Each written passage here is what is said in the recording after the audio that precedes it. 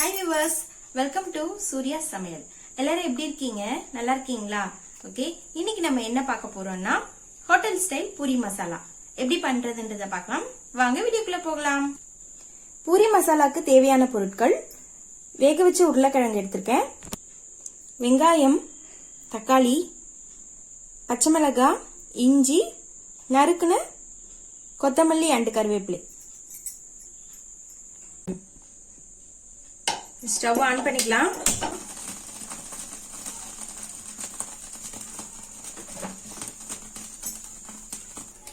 Oil நல்லா காஞ்சிருச்சு.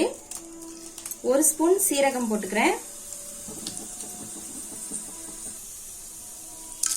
கடலைப்பருப்பு, கொஞ்சமா உளுத்தம்பருப்பு. பிரவுன் ஆகிற வரைக்கும் நல்லா வதக்கிக்கலாம்.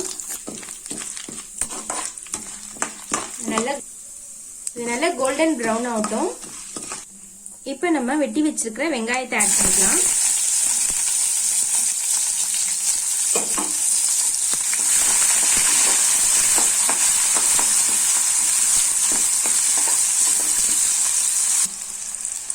இப்போ பச்சை மிளகாய் ஆட் பண்ணிக்கிறேன். கூடவே கொஞ்சமா நறுக்குன இஞ்சி ஆட் பண்ணிக்கிறேன்.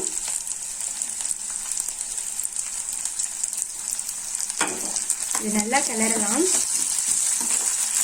பச்சை மிளகாய் நல்லா வதக்கும் போதுதான் அதுல இருக்கிற காரம் எண்ணெயில போகும்.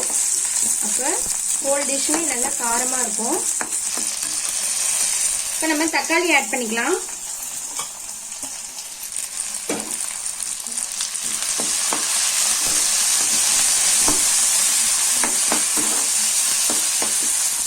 தக்காளி வதங்கறதுக்குள்ள இது நல்லா மேஷ் பண்ணிக்கலாம் உருளைக்கிழங்க.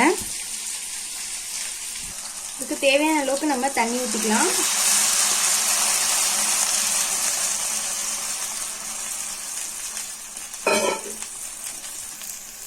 ஒரு ஸ்பூன் மஞ்சள்தூள் ஆட் பண்ணிக்கிறேன், உப்பு ஆட் பண்ணிக்கிறேன், ஒரு ஸ்பூன் கடலை மாவு எடுத்திருக்கேன். இதை நம்ம கெட்டி இல்லாம கட்டிகள் இல்லாம நம்ம தண்ணியில கரைச்சிக்கணும்.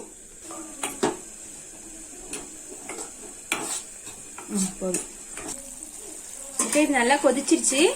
இப்போ நம்ம மேஷ் பண்ணி வச்சிருக்கிற உருளைக்கிழங்கு இதுல சேர்த்துடலாம்.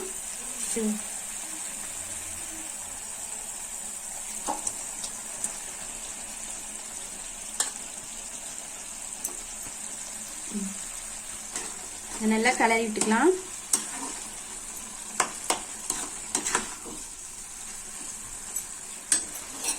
இப்ப நம்ம கடலை மாவை எடுத்து இதுல ஊத்திடலாம்.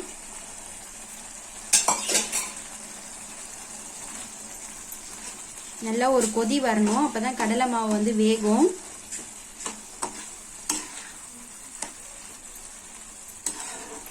இதே மாதிரி நீங்க செஞ்சு பாருங்க.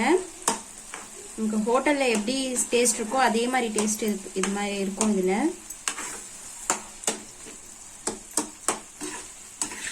இப்ப நம்ம கருவேப்பிலை கொத்தமல்லியை ஆட் பண்ணிக்கலாம்.